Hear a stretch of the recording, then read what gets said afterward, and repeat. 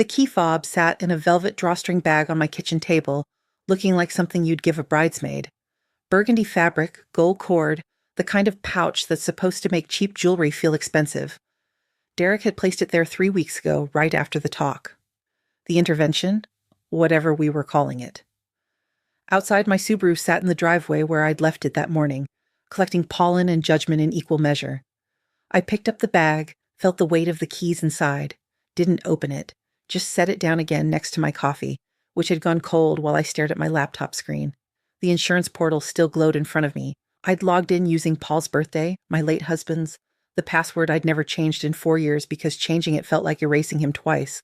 I was looking for the policy renewal notice, something boring and administrative, when I saw the claim.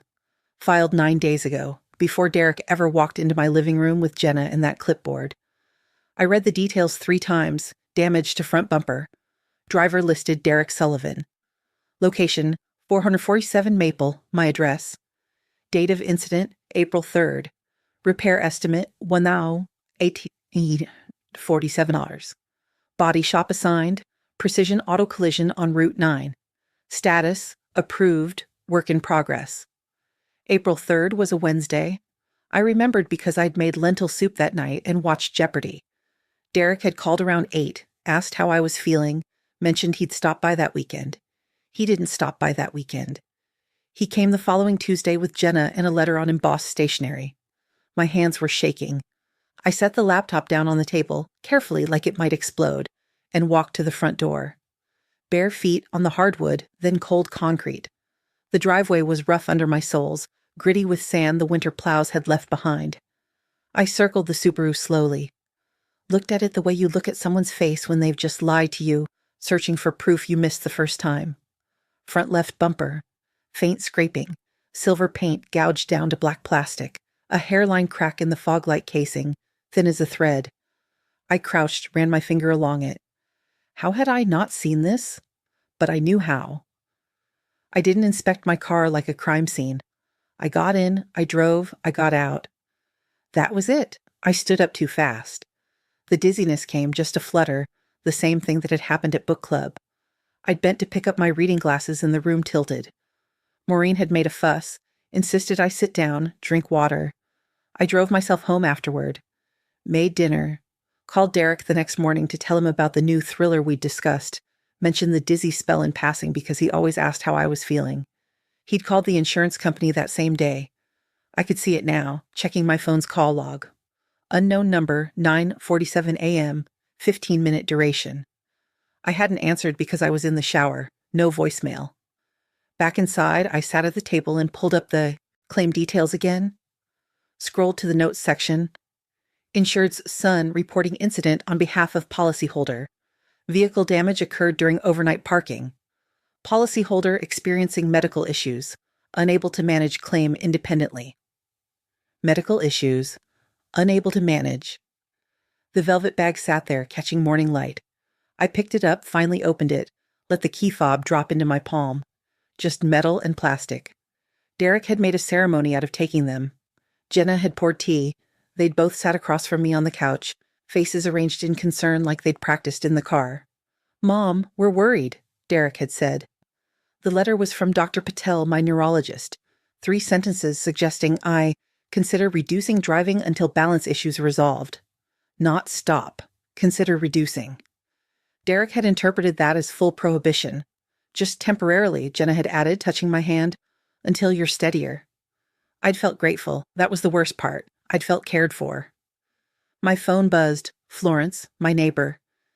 Need anything from the store? I typed back, can you drive me to the library?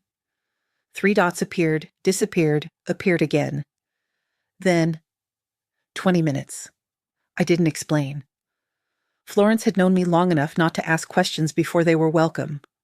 I closed the laptop, pulled on shoes, found my purse. The key fob went into my pocket instead of back into its ridiculous bag. Florence pulled up in her ancient Volvo, passenger window already down. "Library emergency?" she asked as I climbed in. "Research project." She glanced at me, reading something in my face, but just nodded and backed out of my driveway. We'd been neighbors for 16 years. She knew when to talk and when to drive. The library was quiet, just the Saturday morning regulars and a kid doing homework in the corner. I headed straight for the computer stations, logged into the guest account, and pulled up the insurance portal again. Printed everything. The claim, the policy details, the repair authorization with Derek's electronic signature. Then I did something I'd never done before. I searched adult children insurance fraud, elderly parents. The results made my chest tight. Reddit threads, legal advice forums, elder abuse hotlines. Stories that sounded like mine or worse. One woman's son had filed 3 claims in 2 years. Another had taken out a credit card in his mother's name. The comments were full of people saying the same thing. Document everything. Get a lawyer. Protect yourself. I printed those too, folded everything into my purse. Florence was waiting in the coffee shop across the street, 2 cups already on the table. She pushed one toward me as I sat down. You look like you've seen a ghost. I've seen an invoice. I pulled out the printouts, spread them across the small table, showed her the dates, the claim, the damage report. She read in silence, her face doing that thing it does when she's angry, jaw tight, eyes narrowed, the smallest shake of her head. Finally, he's paying for law school, isn't he? I blinked. How did you? I'm nosy. I pay attention. She tapped the repair estimate. This is almost $2,000. That's not nothing. What costs $2,000 right now? He's been making the loan payments, I said. The bar exam loan. I co-signed 18 months ago. $87,000. You really are nosy. You told me when you signed. You were worried. Florence leaned back, crossed her arms. What else is happening in the fall? And there it was. Chloe starts college. There it is. I thought about the conversation Derek and I had in March. I'd mentioned setting aside money for Chloe's graduation gift, maybe helping with textbooks. He'd gotten quiet, thanked me, changed the subject. So he called the insurance company before he called you back, Florence said. It wasn't a question. Thoughtful, I said. The word came out dry, bitter. I took a sip of coffee to wash it away. Florence watched me. What are you going to do? I want to see the invoice, the actual repair bill. When? Tomorrow? She nodded. I'll drive. We sat there a while longer, watching people walk past the window. Mothers with strollers, teenagers laughing, an old man with a cane, moving slowly but moving. I thought about the velvet bag, the ceremony of it. Derek trying to make theft look like care. I'm not ready to call him yet, I said finally. Good. Florence gathered up the printouts, handed them back to me. Don't go in angry. Go in knowing. I folded the papers carefully, put them back in my purse. My phone sat on the table between us. No messages from Derek. He hadn't checked in since Tuesday, since he'd taken my keys. I used to hear from him twice a week. You want to sit here a little longer? Florence asked. Yeah, I said. A little longer. We ordered another round. Watched the traffic. Didn't talk about it anymore. Outside, the spring afternoon stretched long and bright, the kind of day that made you want to drive somewhere with the windows down. I kept the key fob in my pocket, feeling its weight, metal warming against my thigh. Precision Auto Collision sat on Route 9 between a tire warehouse and a diner that advertised breakfast all day. Florence pulled into the lot at 9:30, early enough that the garage bays were just opening, mechanics in navy coveralls drinking coffee from paper cups. The building was cinder block painted white, professional but not fancy. A hand-lettered sign in the window read family-owned since 1987. You want me to come in? Florence asked. Not yet. I'll wave if I need backup. She nodded, killed the engine, pulled out a paperback. I recognized the cover, one of the thrillers from book club. Maureen's pick. Inside, the waiting area smelled like tire rubber and that fake vanilla air freshener that never quite covers the chemical tang underneath. A woman at the front desk looked up from her computer, smiled the professional smile of someone who deals with insurance customers all day. Help you? I'm here about my Subaru, the repair work. She typed something. Name? Rita Sullivan. More typing, a small frown. I don't see... Oh, wait. Are you Derek's mother? The way she said it, warm, familiar, made my stomach drop. Yes. He said you might stop by to check on the progress. Let me get Tony. She picked up a phone, pressed a button. Tony? Derek Sullivan's mom is here about the Subaru. A man emerged from the back office, wiping his hands on a rag even though they looked clean. Mid-50s, graying hair, kind eyes with crow's feet. He extended his hand. "Mrs. Sullivan, Tony Marchetti, your son spoke very highly of you." I shook his hand. "Did he?" "Said you had a little fender bender backing out. Didn't want to worry you with the details. Smart kid, handling everything himself." He gestured toward his office. "Want to see the work order?" "Please." His office was small, organized, walls covered in ASC certifications and family photos. He pulled a folder from a filing cabinet, set it on the desk between us. "We did a great job on this one. Bumper was pretty banged up." He opened the folder. The before photos showed damage that looked worse than what I'd seen on my driveway. Deep scraping, the fog light completely shattered, a dent in the fender I didn't remember. The after photos showed pristine paint, new bumper cover, everything perfect. "When were these taken?" I asked. Tony checked the printout. Before shots, April 8th. After shots, April 19th. We just finished yesterday, actually. Derek's picking it up Monday. April 8th, 5 days after the claim was filed. 5 days after Derek supposedly hit something in my driveway.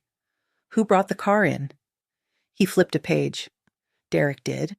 Dropped it off himself, said you weren't up to driving. He seemed real concerned about you, wanted to make sure everything was handled properly. What exactly did he say happened? Tony leaned back in his chair, the kind of lean that meant he was settling in to tell a story he'd already told. Said you backed into a pole in a parking lot, got flustered, drove home without realizing how bad it was. He found it the next morning, saw the damage, figured he'd take care of it so you wouldn't stress. He smiled. Good son. I looked at the photos again. The damage was on the front left. You don't hit the front of your car backing up. Not unless you're backing up into traffic, which I hadn't done in 43 years of driving. Can I get copies of these? The photos and the work order? Something flickered across his face.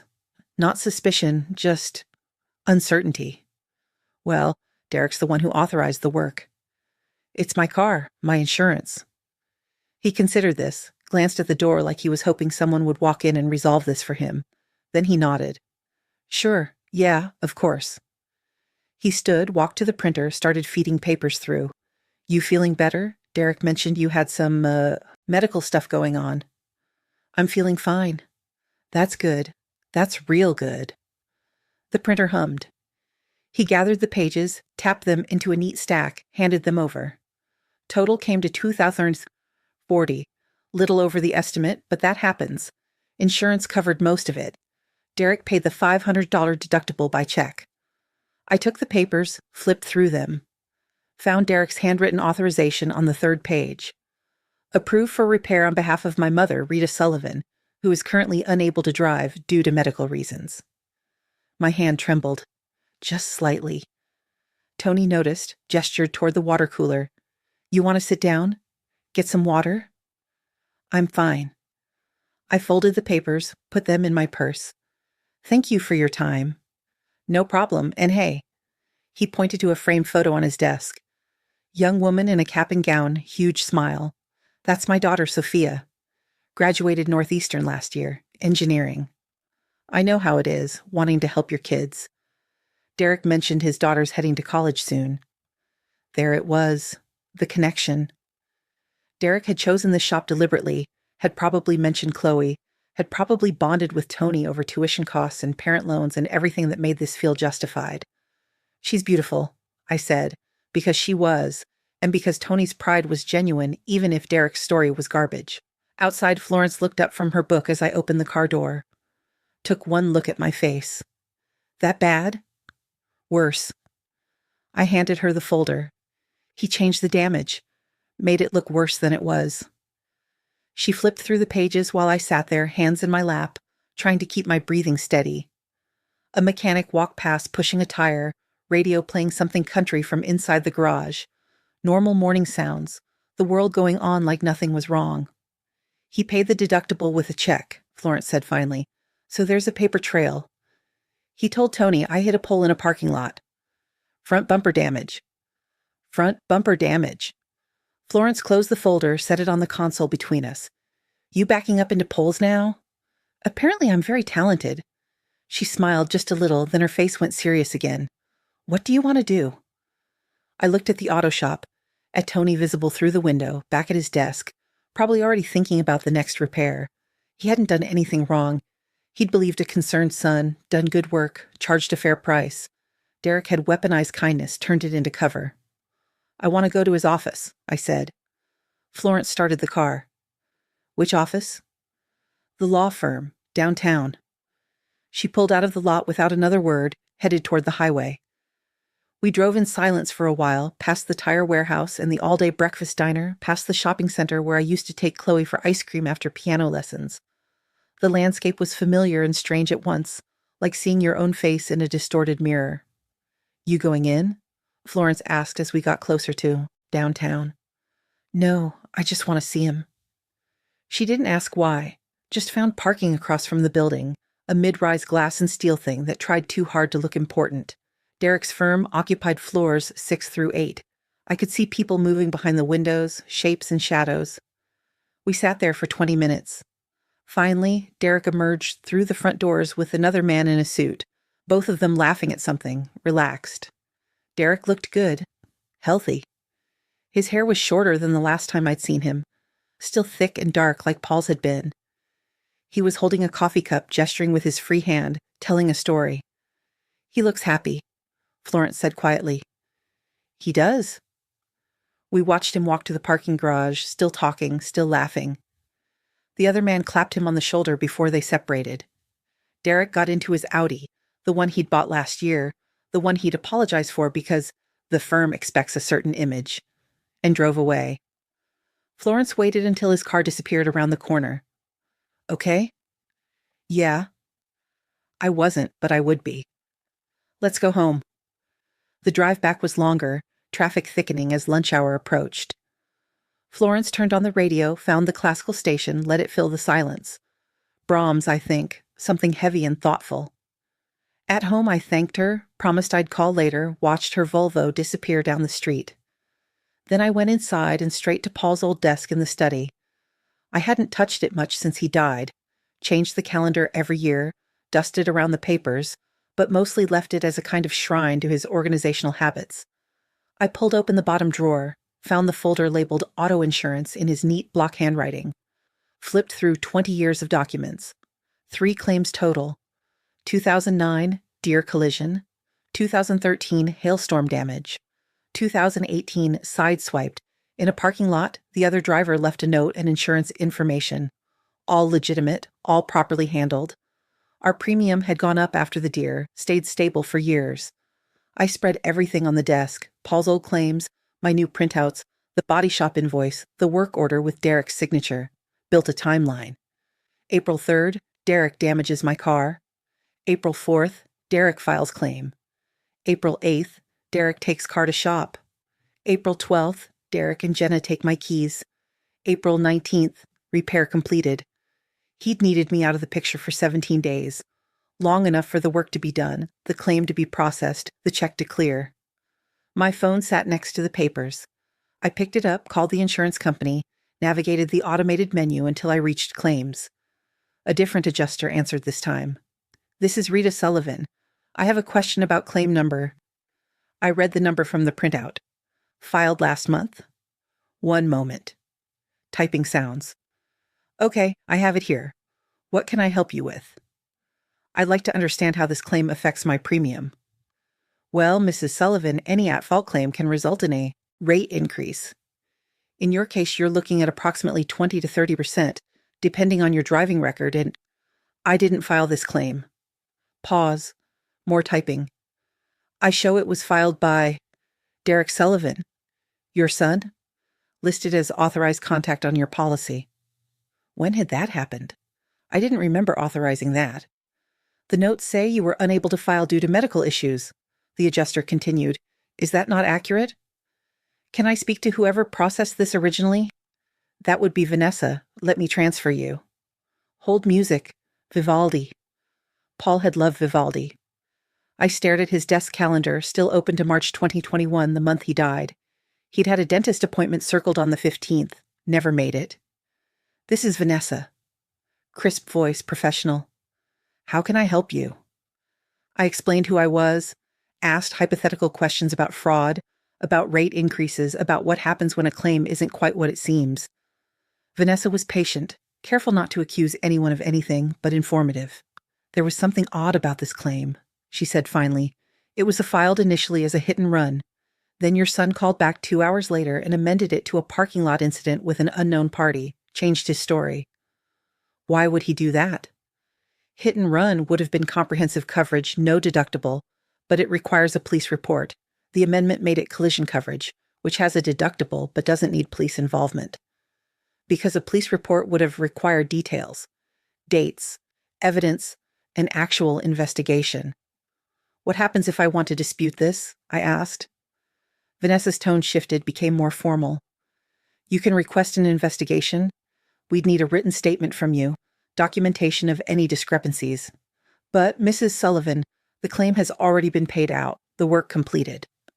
Reversing it would be complicated. How complicated?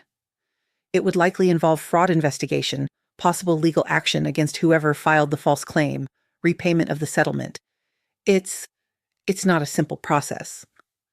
I thanked her, hung up, sat in Paul's chair.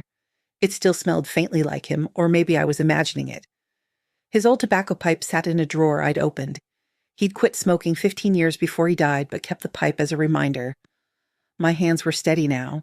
That surprised me. I'd expected anger, tears, something dramatic. Instead, I felt almost calm, like watching a puzzle piece finally click into place. I walked to my sewing room, pulled out the quilt I'd been making for Chloe's graduation. Spring colors, greens and yellows, a pattern called stepping stones.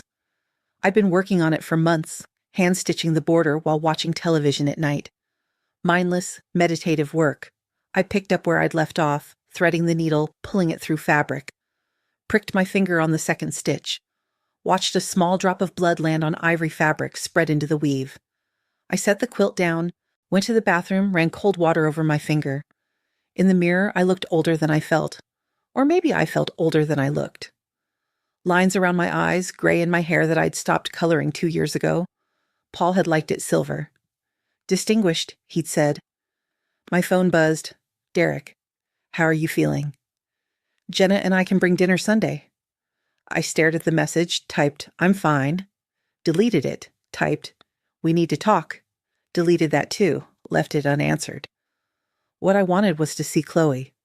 My granddaughter, who worked part-time at the bookstore on Main Street, who was graduating in 6 weeks, who had her whole life ahead of her and no idea her father was using her as justification for insurance fraud. I texted Florence, can I borrow your car tomorrow?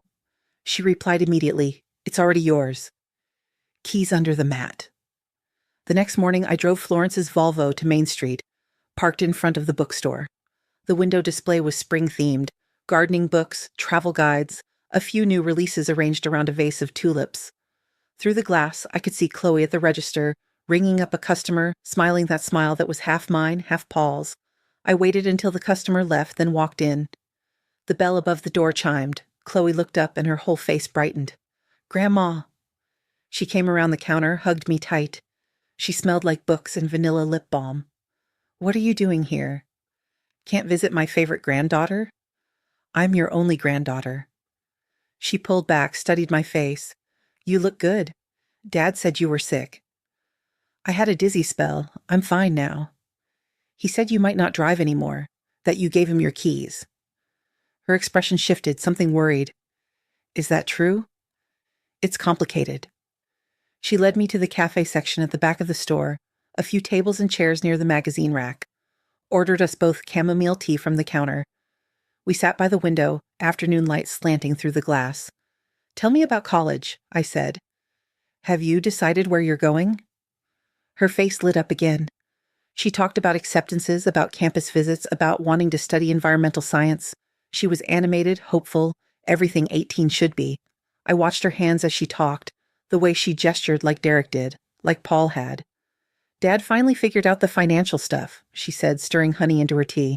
He was stressed about it for a while, but he said it's all sorted now. Did he say how? She shrugged.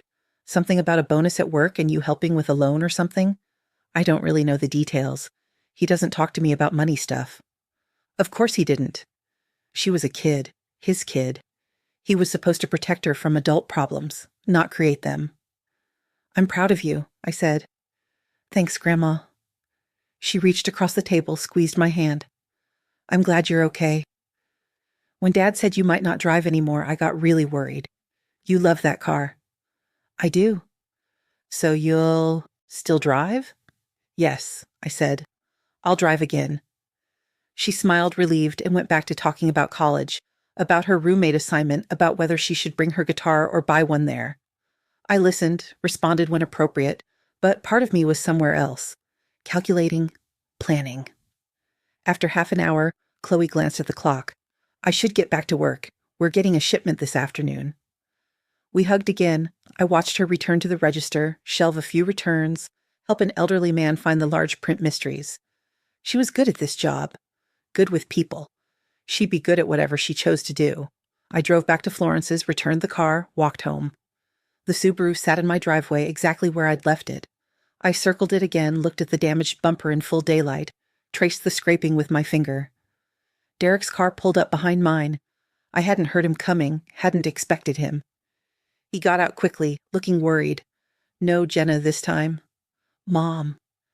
He walked toward me, hands up like he was approaching a skittish animal. You shouldn't be driving. I got a call from the insurance company.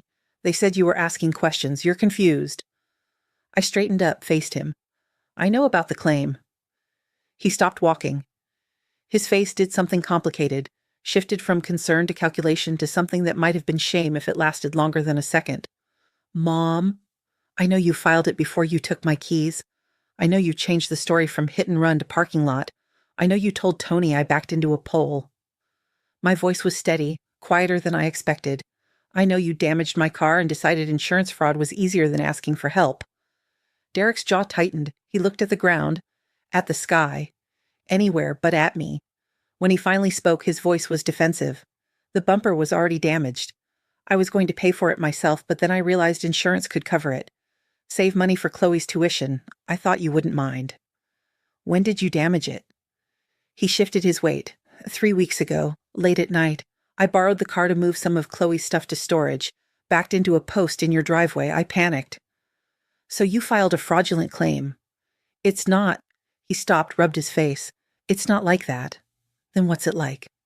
I was trying to help, trying to make things easier for everyone. The insurance covers it, your rate goes up a little, but Chloe gets to go to school without loans. It's a trade-off. A trade-off, I repeated. And you weren't using the car anyway. You had that dizzy spell, and I thought maybe it was time. Maybe you shouldn't be driving. So I talked to Dr. Patel, got him to write a note. What did the note actually say? Derek went quiet. I'm going to get my medical records, I said. So you might as well tell me. He said, monitoring. He said to monitor your balance. I just interpreted it. You lied. I was worried about you. Were you worried when you put my keys in a velvet bag? When you sat on my couch and told me it was for my safety? Were you worried then, or were you just buying time? He looked at me like I'd slapped him. That's not fair. Tell me about the velvet bag, Derek. Whose idea was that? His face reddened. Jenna thought it would be gentler, like a ceremony, something dignified. The absurdity of it hit me all at once. A ceremony for theft, a ritual for lying.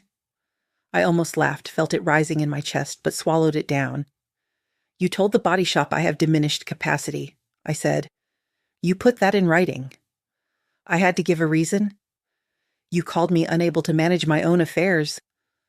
Mom, you're making this bigger than it is. It's just insurance. It's just a bumper. Nobody got hurt. I looked at him, really looked at him. Saw the young man who used to build elaborate Lego cities in my living room, who cried at his father's funeral, who called me every Sunday for 2 years after Paul died, just to make sure I wasn't lonely. That person was still in there somewhere, but right now, standing in my driveway, he looked like a stranger wearing my son's face. I want you to leave, I said. Mom, I want you to leave my property. He stood there, mouth open, searching for words. Found none. Walked back to his car, got in, sat there for a moment with his hands on the wheel, then he drove away. My phone buzzed 20 minutes later. Derek, I'm sorry. Can we please talk about this? I was trying to help. I love you. I read it twice. Didn't respond. Went inside, made myself dinner, ate it standing at the kitchen counter. The house was quiet except for the refrigerator's hum and the distant sound of Florence's wind chimes next door. The velvet bag still sat on my kitchen table. I picked it up, opened the drawstring, dumped the key fob into my hand. Just metal and plastic, nothing ceremonial about it, nothing dignified. I put the keys in my junk drawer, put the empty velvet bag in the trash. I called Vanessa at the insurance company the next morning. 8:30 before I could talk myself out of it. She answered on the second ring. "This is Rita Sullivan. We spoke yesterday about claim number 478832. "Yes, Mrs. Sullivan, what can I do for you?" "I want to dispute it. Formally. I want to file a fraud complaint." Silence on the other end. Then typing.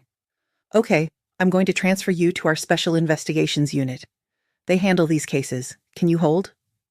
"Yes." More Vivaldi. I stood at my kitchen window watching a robin build a nest in the maple tree. Paul had loved watching birds. We'd had 3 feeders in the backyard before he died. I'd let them fall into disrepair, hadn't refilled them. The birds came anyway. "Special Investigations, this is Marcus Chen." I told him everything. The timeline, the amended claim, the body shop invoices, Derek's handwritten authorization, the medical claims that weren't true. Marcus listened without interrupting, asked a few clarifying questions, then explained the process. "We'll need a written statement from you. I'll email you a form.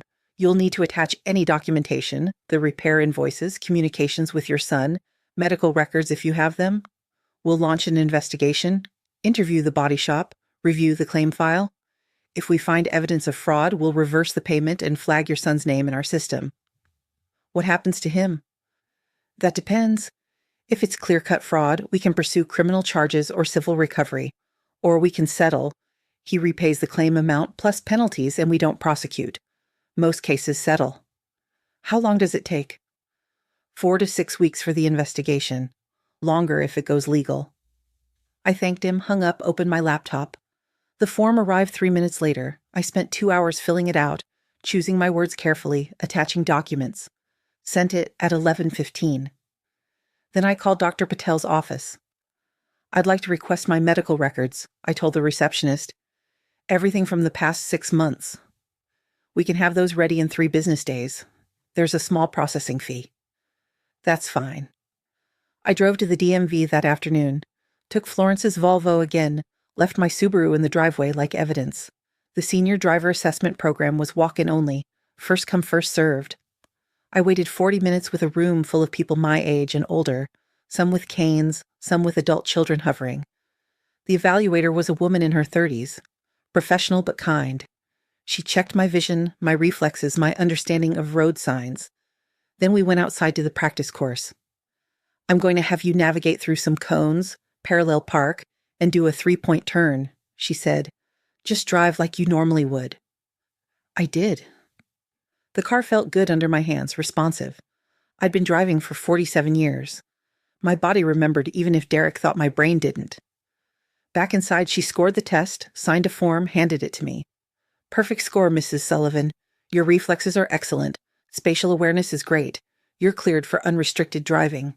"Thank you. Can I ask why you're taking this? Most people only come in if their doctor recommends it." "My son thought I shouldn't drive anymore." She looked at me, something knowing in her expression. "But you're fine." "I'm fine." "Then keep driving." She smiled. "Don't let anyone tell you otherwise." I drove home, the long way through the state park, windows down, radio off. Just engine sounds and wind and the feeling of being in control of something finally. The afternoon was warm, almost summer. Trees were fully leafed now, shade dappling the road. Florence was gardening when I pulled into her driveway. She stood up, wiped dirt from her knees. "How'd it go?" "Perfect score." "Of course you did." She walked over, leaned against the car. "What now?" "Now I wait for the investigation." "And Derek?" "He sent 4 texts yesterday. I haven't answered any of them." Florence nodded, pulled off her gardening gloves.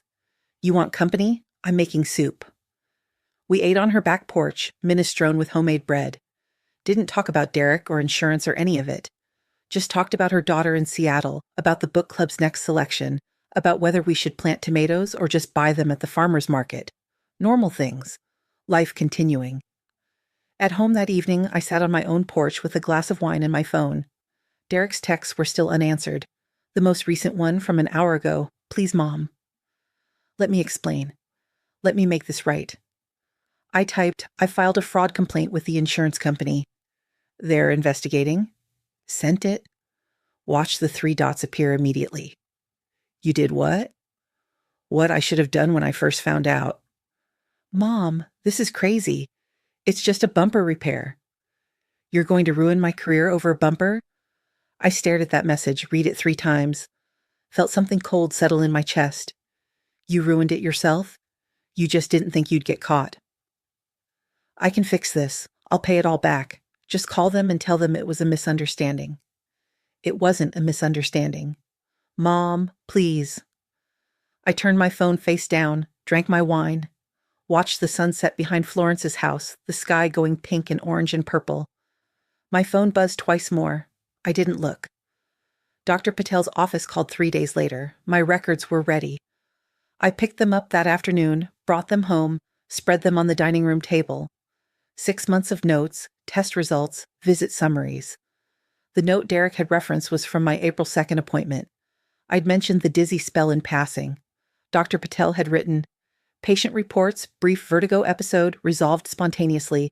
Vitals normal. Neuroexam unremarkable. Recommend monitoring, ensure adequate hydration. Follow up if symptoms recur or worsen. Monitoring, not cessation, not inability, not diminished capacity. I made a copy for the insurance investigation, filed the original with Paul's documents. Derek called that night. I almost didn't answer, but something made me pick up. Mom. His voice was strained. We need to talk, in person. I don't think that's a good idea. Please, I need to explain. I need you to understand. Understand what? That you committed fraud? That you lied to me and to Dr. Patel and to the body shop? I understand, Derek. I understand perfectly. I was trying to help Chloe. By stealing from me? It's not stealing, it's insurance. You filed a false claim on my policy. You forged my authorization. You told professionals I was mentally incompetent. What would you call it? Silence. Then quietly, I made a mistake. You made several. Can we please meet just to talk?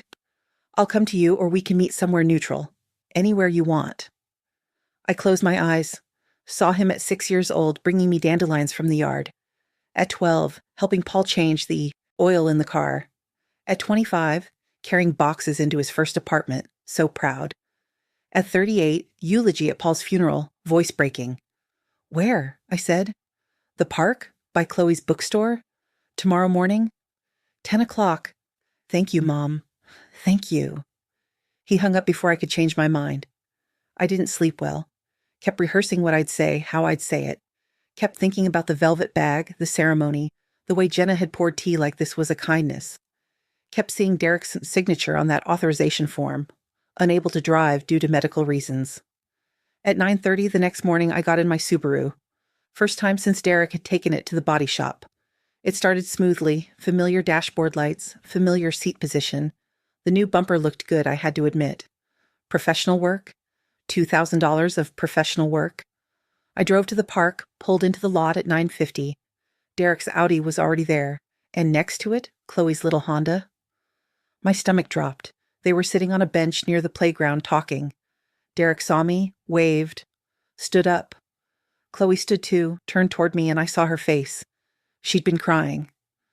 I got out of the car slowly, walked toward them. Chloe met me halfway, wrapped me in a hug so tight I could barely breathe.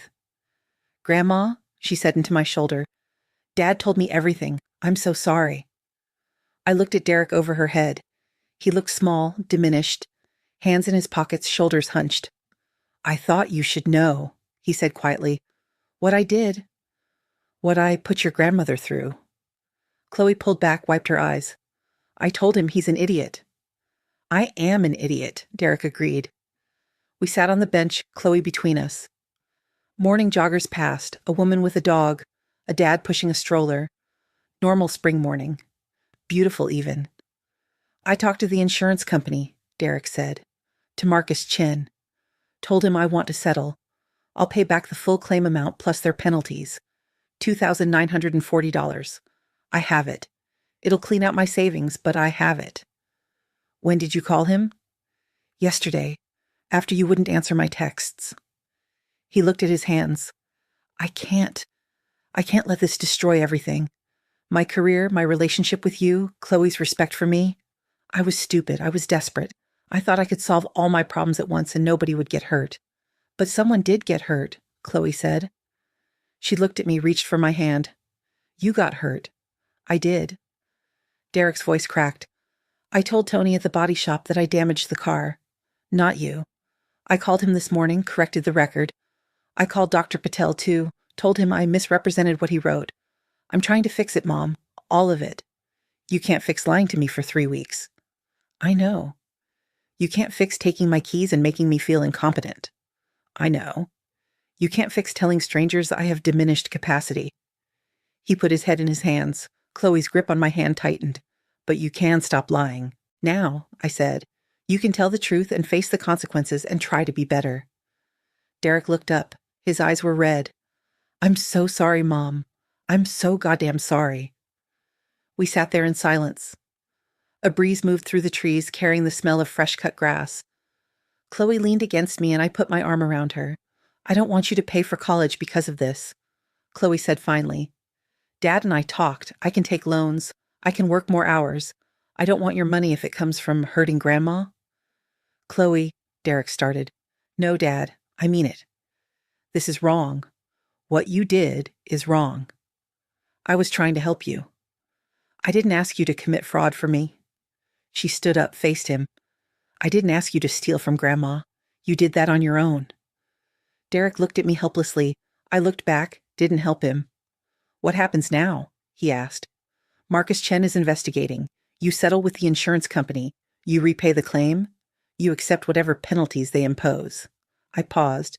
And you give me back my spare key. He reached into his pocket, pulled out a key ring. Removed one key, held it out. I took it. Anything else? He asked. Stop treating me like I'm fragile. Stop making decisions for me. Stop assuming you know what's best. Okay. And Derek? Yeah?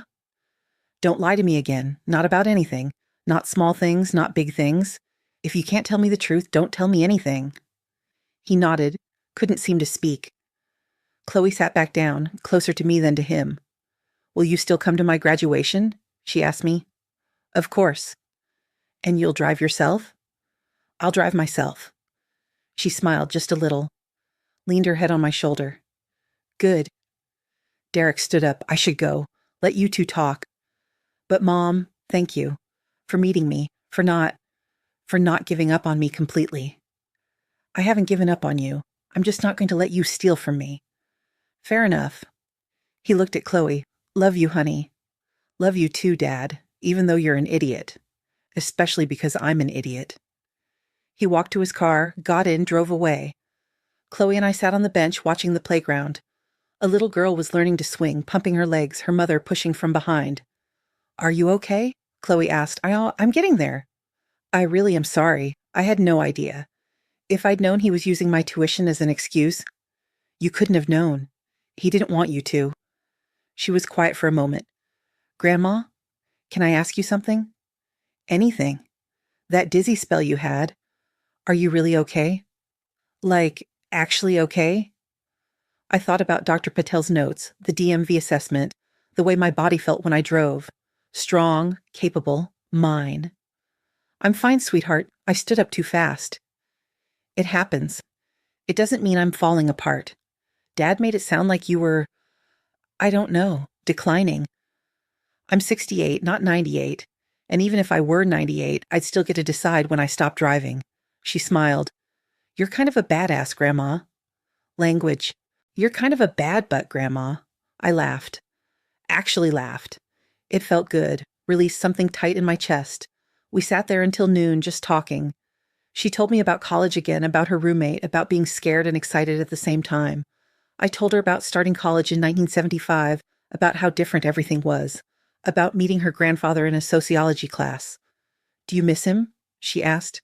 Every day? What would he say about this? About Dad? I considered. He'd be disappointed, but he'd also understand.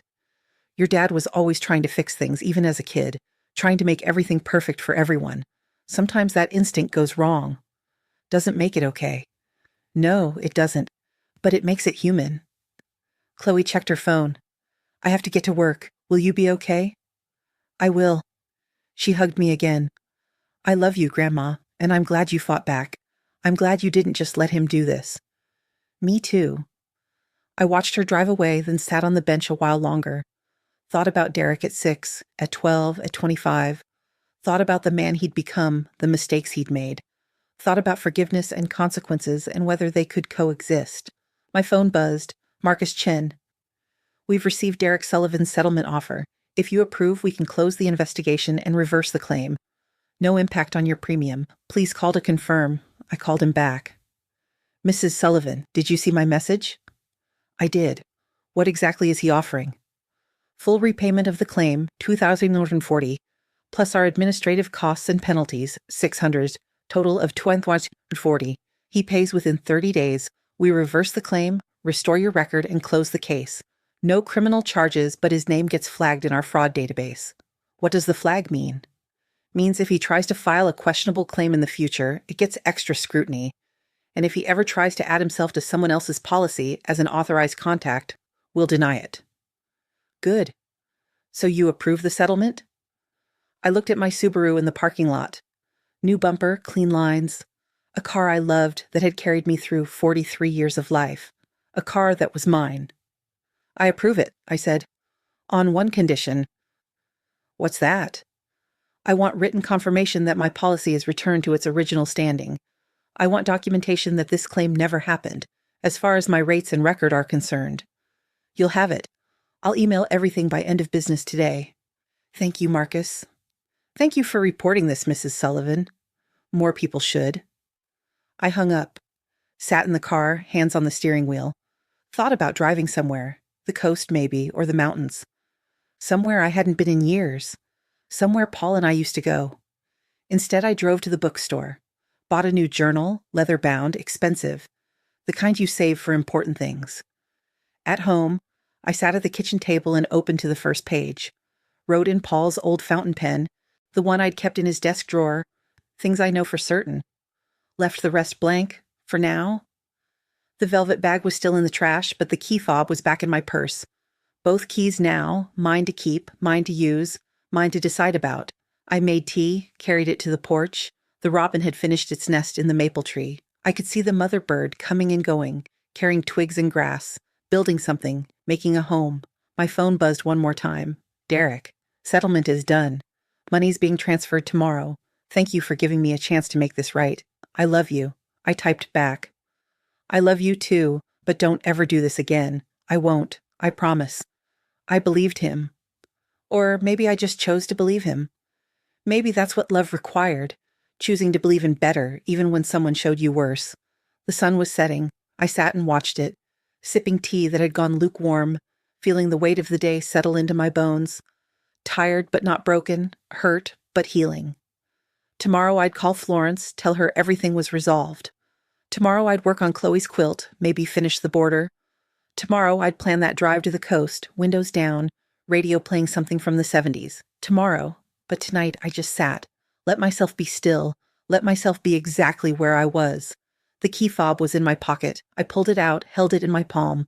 Just metal and plastic, just a key, just mine. Marcus Chen's email arrived at 4:30 the next afternoon. 3 attachments: settlement agreement, claim reversal documentation, restored policy statement. I printed all of it, added it to the folder that now lived in Paul's desk drawer. Evidence, history, proof that I'd stood up for myself. Derek's payment cleared 2 days later. Marcus called to confirm. All set, Mrs. Sullivan. Your record is clean. Premium stays exactly where it was. As far as our system's concerned, that claim never existed. Thank you. Take care of yourself. Keep driving. I hung up, looked at the Subaru through the kitchen window. It looked the same as it always had. Silver paint, roof rack. Paul had installed for camping trips we never took enough of, the dent in the back bumper from 2013 that we'd never bothered fixing because it didn't affect anything important. Florence came over that evening with wine and takeout Chinese. We ate on the porch, watching her wine chimes turn in the breeze. "So it's done?" she asked. "It's done." "How do you feel?" I considered. Tired, relieved, still angry maybe, but less. That's honest. I saw Chloe yesterday. She stopped by after work, brought me flowers, apologized again even though she didn't do anything wrong. Florence stabbed at her lo mein. "She's a good kid." "She is. Better than her father, apparently. Derek's not a bad person. He's just a weak one. There's a difference." I looked at her. "Since when are you defending him?" "I'm not defending what he did. I'm just saying weakness isn't the same as cruelty. He was stupid and desperate, not evil." "You sound like Paul." "Paul was smart." She smiled. "Most of the time." We finished dinner as the sky turned purple. Florence gathered the containers, stood to leave. "You need anything?" "No, I'm good." She studied my face. "You really are, aren't you?" "Yeah," I said, "I really am." After she left, I went inside, pulled out Chloe's quilt. The bloodstain from my pricked finger had faded to pale brown. I worked around it, incorporated it into the pattern. Mistakes didn't have to ruin everything. Sometimes they just became part of the design. I stitched for 2 hours, lost in the rhythm of it. Needle through fabric, thread pulling tight, the satisfaction of watching something take shape. When I finally set it down, the border was complete. Just the backing and binding left. I could finish it before graduation. My phone sat on the coffee table, screen dark. No messages from Derek since the settlement. I wondered if he was giving me space or if he didn't know what to say. Probably both. I picked up the phone, typed, "How are you?" 3 dots appeared. Disappeared. Appeared again. Finally. "Okay. Scared I ruined everything with you." "You didn't ruin everything. You damaged it. There's a difference. Can I call sometime? Just to talk? Give it another week." "Okay. I love you, Mom." "I know." I set the phone down. Felt something loosen in my chest. Not forgiveness, exactly. Not yet. But maybe the beginning of it. The acknowledgement that we'd both still be here, still connected, still trying. The next morning I drove to the DMV, brought my perfect score assessment, my medical records, Dr. Patel's actual notes, asked to speak to a supervisor. "I want to make sure my license is flagged as unrestricted," I told her. "I want documentation that I'm cleared for full driving privileges with no medical limitations." She looked through my file, stamped something, made a note. "You're all set, Mrs. Sullivan. Your record shows completely clear. No restrictions, no flags." "Can I get that in writing?" She printed a form, signed it, handed it across the desk. "Keep driving safe." I folded the paper carefully, put it in my purse next to the key fob. Insurance cleared. Medical cleared. License cleared. Every official record corrected, restored, made whole. What Derek had tried to take, I'd taken back. I drove to the coast that weekend. Left at 6 in the morning, windows down, coffee in the cup holder, no destination except the ocean. The highway was empty, sun rising behind me, casting long shadows ahead.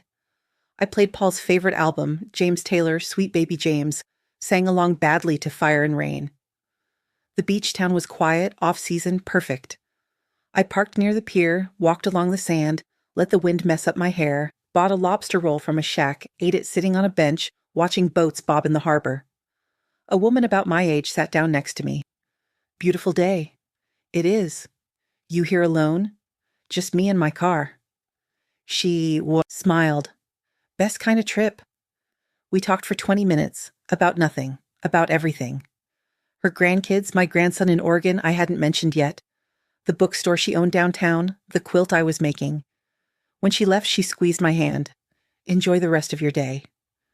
"You too." I drove home slowly, stopped at a farm stand for strawberries and fresh bread. Got home at sunset, arms full of packages, hair tangled from wind, feeling more myself than I had in months. Chloe's graduation was on a Saturday in June. Perfect weather, blue sky, the kind of day that photographs well. I wore the green dress Paul had always liked, drove myself to the high school, parked in the visitor's lot. Derek and Jenna were already there, saving seats. Derek waved when he saw me, uncertain. I walked over, let him hug me. Brief, careful, progress. "You look good, Mom," he said. Thanks. Jenna handed me a program. Chloe's so excited you're here. Wouldn't miss it. We sat together, watched hundreds of teenagers process in, found Chloe in the crowd, waved when she spotted us. She grinned, waved back, mouthed something I couldn't make out. The ceremony was long, predictable, lovely. When they called Chloe's name, we all stood, cheered. She walked across the stage, took her diploma, turned toward us, held it up. My chest felt tight with pride and love and everything that had almost been ruined but wasn't. After, in the parking lot, Chloe found me first. Threw her arms around me, still wearing her cap. You drove? I told you I would. Best graduation present ever. She pulled back, adjusted her tassel. Well, second best. The quilt's the best. I'd given it to her that morning, finished and wrapped. She'd cried, which made me cry, which made Derek tear up from the doorway where he was watching. Proud of you, sweetheart, I said. Proud of you too, Grandma. Derek approached slowly. Mom, can we get a family picture? I looked at him. Saw the hope in his face, the fear. Saw the son I'd raised, flawed and trying. Yeah, I said. We can do that. Jenna took the photo, 3 generations, arms around each other, smiling into the sun. It wouldn't erase what had happened, wouldn't make the lies disappear or the hurt vanish, but it was something. A moment. A choice to keep building despite the damage. I drove home alone, windows down, James Taylor playing again. The key fob sat in the cup holder where I'd tossed it casually, without ceremony, without fear. Just a key. Just metal and plastic. Just mine. At home, I sat on the porch with the photo Jenna had texted me, looked at my own face in it, older, yes, but clear-eyed. Present, here. The velvet bag was long gone, buried in some landfill. Good riddance. I pulled out my journal, the leather-bound one with the single line on the first page, turned to a new page, wrote, Things I know for certain. I am not fragile. I am not confused. I am not finished. I am still here, still driving, still mine. Outside, the robin was teaching her babies to fly. I watched them hop from branch to branch, testing their wings, falling and trying again. The evening stretched ahead, quiet, mine, exactly as it should be. I had nowhere I needed to be, and that meant I could go anywhere.